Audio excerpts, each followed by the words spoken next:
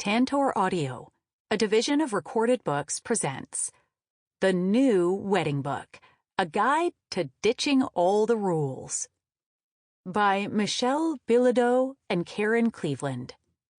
Narrated by Rachel Perry. Introduction. But you're getting married! You have to! That empty statement is on the other end of everything from wedding cakes to bachelorette parties, lace veils, engagement photo shoots, and selfie stations. It seems that from the very minute you are betrothed, everyone and their mother, perhaps especially your mother, has opinions about what you should do at your wedding. Heck, even if you just decide to go rogue and forego the old traditional engagement route, just wait for the unsolicited feedback to roll in. Couples ruminate on things. At my wedding, do I have to... As if the wedding police are going to come and arrest them. Given the calamity that was 2020, perhaps it's time we put those expectations into perspective. As New York-based reporter Ashley Fetters wrote in The Pandemic's Long-Lasting Effects on Weddings in The Atlantic in May 2020, en masse, weddings have been dramatically downsized, postponed, or canceled. The gauzy, fluttery dress I bought in February to wear to a friend's now-postponed May wedding hangs solemnly in my closet, a delicate question mark suspended in the air. She goes on to lament how the 2020 wedding season was persona non grata, how it gave us our weekends back, and how there was no end in sight for this new normal of smaller, intimate wedding gatherings. In the same piece, Fetters spoke with Kristen Maxwell Cooper, the editor-in-chief of The Knot. Maxwell Cooper said she thinks that as soon as people can throw big weddings, they'll be back up and running like the pandemic never happened, because there's going to be a greater appreciation for these moments. Like Maxwell Cooper, we do agree that people will be craving special moments, like celebrating the love between two people. However, we have to respectfully disagree with the sentiment that people will jump back into the idea of a massive white wedding to satiate those needs. COVID-19 and our current political climate have brought a lot of things to a head, and at the end of all this, the idea of spending copious amounts of money, time, and effort on one day will probably seem like a waste of resources. Sure, there will be those who want to go big and go home, but we can most certainly bet that the majority of people will take a more thoughtful and intimate approach to their not-so-big day. To put a very fine point on it, due to the coronavirus, there has been a colossal worldwide reckoning of just what is truly important. Thankfully, we saw a lovely and startling number of socially distanced weddings that were pared down, yes, but they maintained romance, class, and a sense of intimacy that made our hearts swell.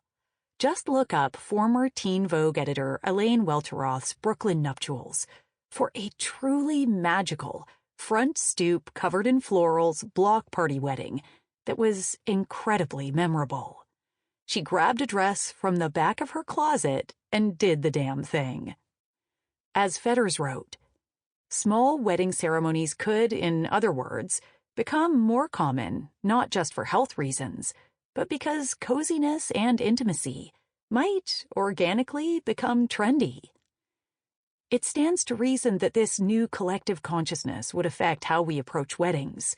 Thank goodness we can celebrate weddings with our friends and family again, even though they likely won't go back to the way they were pre-2020. And that's not necessarily a bad thing. Truthfully, you actually don't need to do anything at all, including getting engaged or married. It seems that as a society, we approach weddings like there is one way to do it, and to stray or make a misstep means disaster. When we factor in the expenses and the stress, why do we bother to get married? Historically, the answer was simple. It was just a part of the script.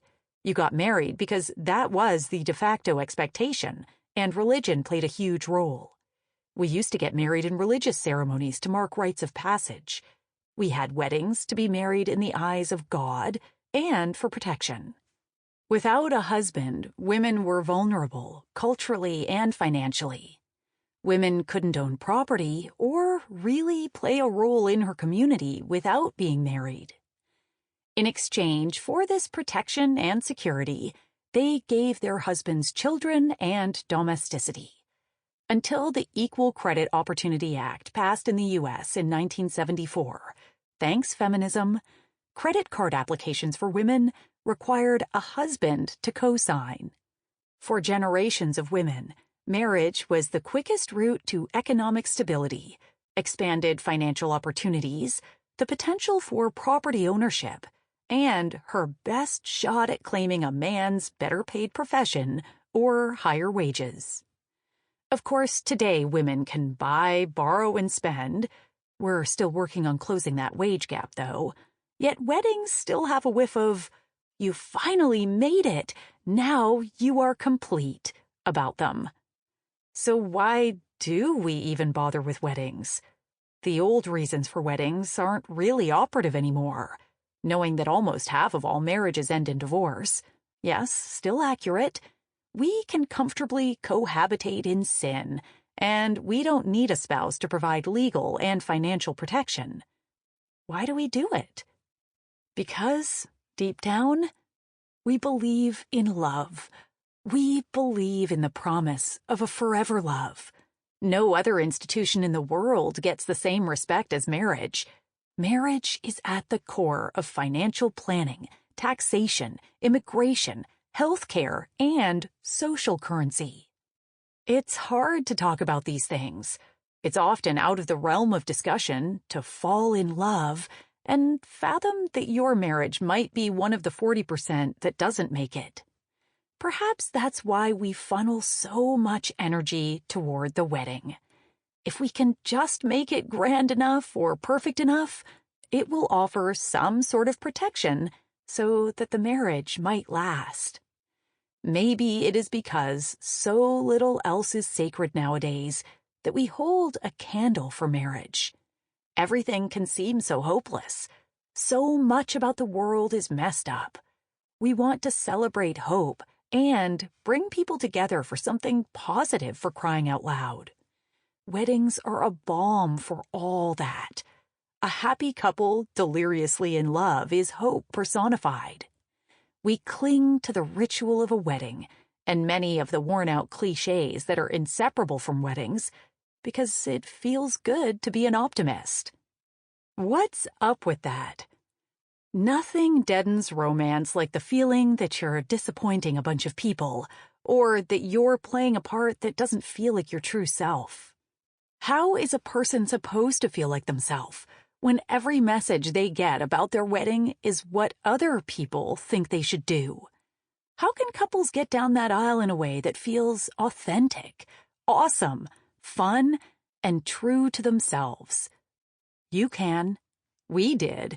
And we're here to tell you that it's going to be great, better than great. You and your beloved can pull off a wedding that's perfect for you, on the budget you want, without isolating the very people you hope to be swilling champagne with on the big day. But to do so requires keeping your eyes on the prize, learning to hear, but not necessarily abide by feedback, and switching out your wishbone for a backbone. Because really, what's the alternative? Well, we know them.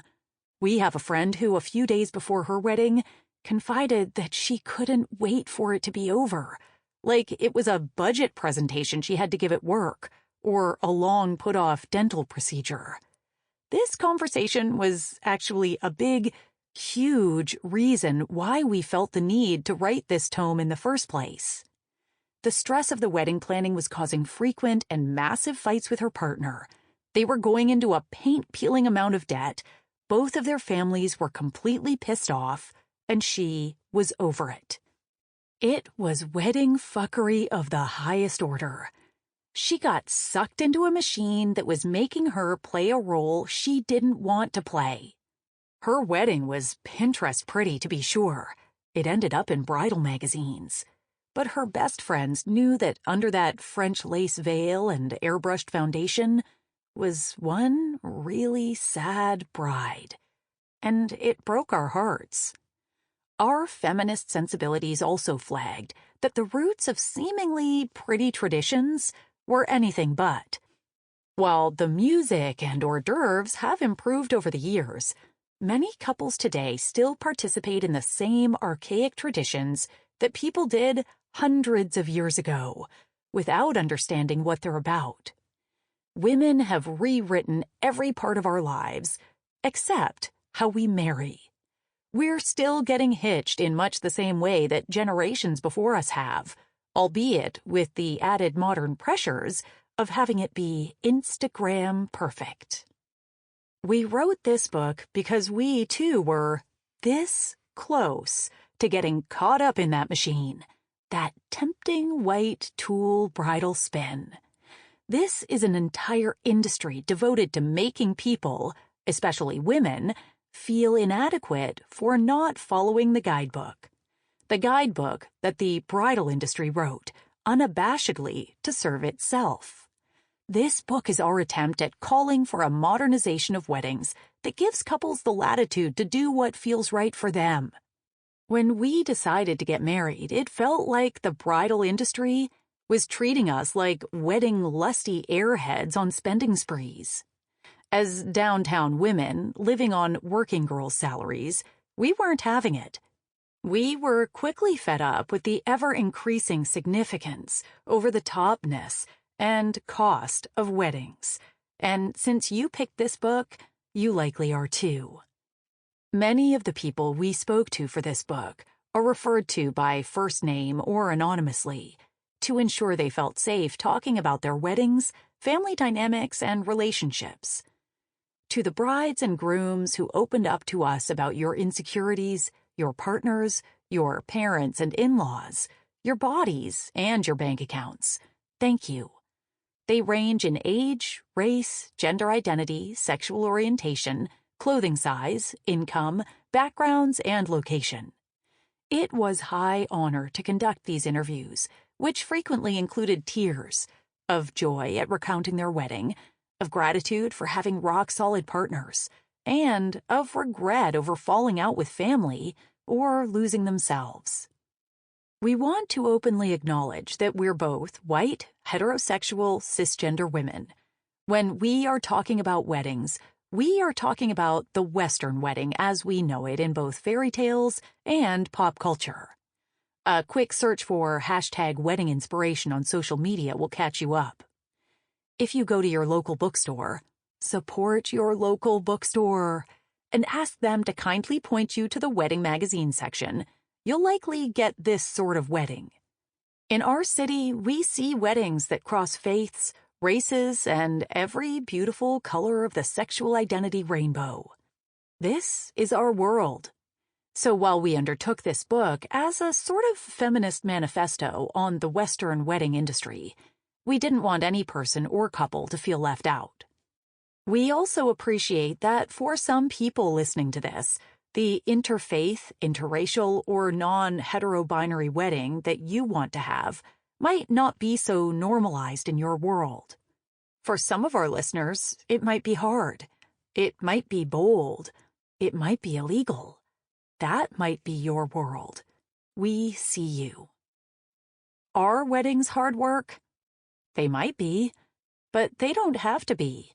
The hard work is done now anyways. You did it. You found them.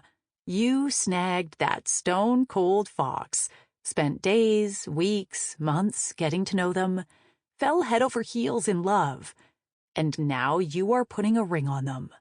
You found your other half. You have explored acceptance and compromise with this person, and now you're exploring a big-time commitment. If you're anything like us, you think back to your single days when you'd lament that all the good ones were taken. We'll continue to talk about how society has programmed us to believe we are not complete without a partner, big eye rolls included, trust us. Then, poof, into your life walks this stunning, brilliant, hilarious, sweet, caring, whatever quality you most adore in your partner, and you know that you want to go through it all with them. For fun, think back to all the goosebumps when you'd get ready for a date or when you knew you would see this person. Remember how you'd try on outfit after outfit before you met up or bumped into them? Making sure you were wearing good underwear. Or maybe that was just us.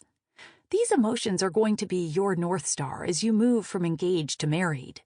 You will be lavished with attention, but also come up against some pressure to do things a certain way. Maybe you've been dreaming about your wedding since you were little. Maybe you never envisioned a wedding at all, but your mother has been designing yours since you were 5. Who knows? We hope that this book serves as a little whisper in your ear to stay true to who you are as a person, and who you are and who you want to be as a couple, and how to use critical thinking to make decisions that work for you. We found our way, and hope you do too. Happily ever after, Karen and Michelle, XO. Perfection doesn't exist. What we do know is that there is a sneaky, elusive thing called the perfect wedding. In a world utterly governed by the ethos of social media perfection and celebrity culture, couples are in hot pursuit of managing and editing every single aspect of the wedding. The dress/outfit has to be perfect. The flowers have to be perfect. The photos have to look perfect. Frankly, perfect doesn't exist. Let's just repeat that so the people in the back can hear. Perfect doesn't exist. So let it go. Instead, seek meaning or beauty or specialness. And don't forget to let your sense of self be your guide. Be true blue and you can't go wrong. Find weapons-grade compassion and call upon your reserves of kindness and diplomacy. Include or create traditions that the two of you find meaning in. Don't include traditions that aren't meaningful to you or make you feel uncomfortable. Think of guests who might face accessibility issues, elders, those with kids, or those traveling a great distance. Deal with friction right away. Tiny problems can sprout into huge issues if they go unsolved. The fact of the matter is that weddings are emotional and cost varying degrees of money. Emotions and money are fertile ground for stress, which is all the more reason to protect your relationship. How you make decisions about your wedding as a couple really will shape how you make decisions in your marriage. There is a quiet societal pressure that couples are supposed to be overjoyed at every point of their wedding planning. Sure, tasting cake is better than updating a budget, but not every area of wedding planning, or life, is going to be fun, emotional, or even interesting. As you make seemingly countless decisions, you might feel really excited and jazzed about some, and completely aloof or bored by others. That's cool and normal. You're not going to fail at marriage because you don't pore over every detail. Real-life wedding stories. New York native Alex Sujong Laughlin met her now husband Dana at a book club in D.C. about 6 years ago. We had been talking for about a year about getting engaged. I had a lot of discomfort around rings. I wanted a ring because it's beautiful and because I love the idea of literally investing money into something that's a symbol of your relationship becoming more official.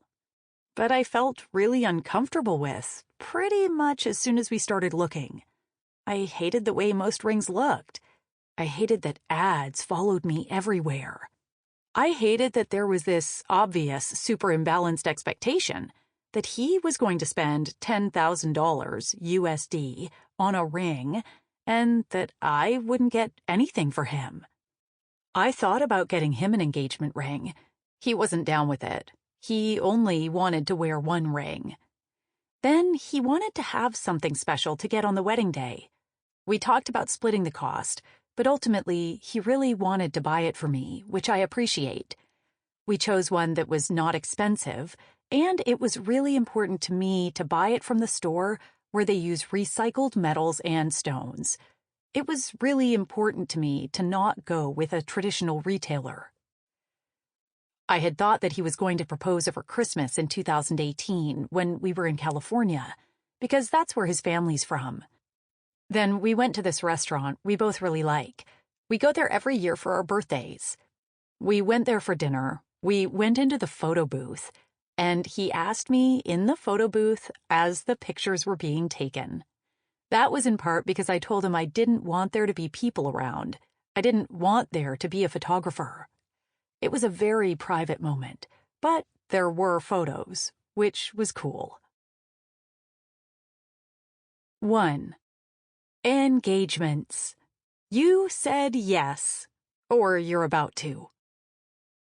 Popping the question. Now what?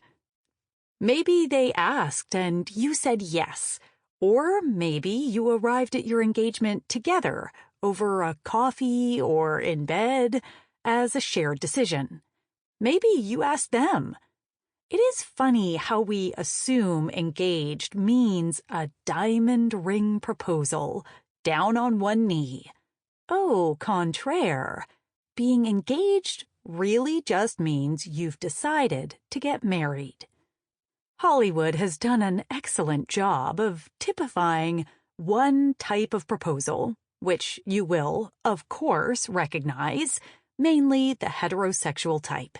Handsome man down on one knee, holding a diamond solitaire engagement ring of a certain size, while a surprised, teary woman, strangely, with perfectly intact makeup, nods through his soulful, moving words. Social media has taken this proposal and normalized it to the degree that we all assume that's how it is done these days, which makes everyone else feel potentially really shitty about their engagement. People are hiring photographers to capture the moment, exclusively for Instagram, in a way that reminds us of having a camera in the delivery room. Do not feel pressure to get engaged in one certain way. However you decide to get betrothed is perfect because it is yours. It doesn't matter how you got there, but we beseech you to slow down and savor it. There is a magic time when you and your beloved are the only two people who know that you are engaged. Think about that. The moment you tell your family and friends, it is public, no longer a juicy, darling secret between the two of you. Once the cat is out of the bag, you can't get it back in, so don't rush it. What if you are the only two people who know that you're engaged for a day, a weekend, a week? Do things on your own timeline, because once you share the news, it is going to spread like wildfire. And while you'll certainly bask in the congratulations and good wishes, it is no longer a secret between you and your partner. And if we can offer one last piece of advice before you dive into this chapter, we'll offer lots of advice throughout this book, get used to it. It's this. It's very easy to get so wrapped up in planning the wedding that we forget what's really important, the two of you. Remember to take time to still see your beloved, just the two of you, without wedding talk. Your current relationship and your marriage will be better for it. Documenting your proposal, or redoing it for the camera. The degree to which a proposal, if there is a proposal at all, is public or private is a very personal thing.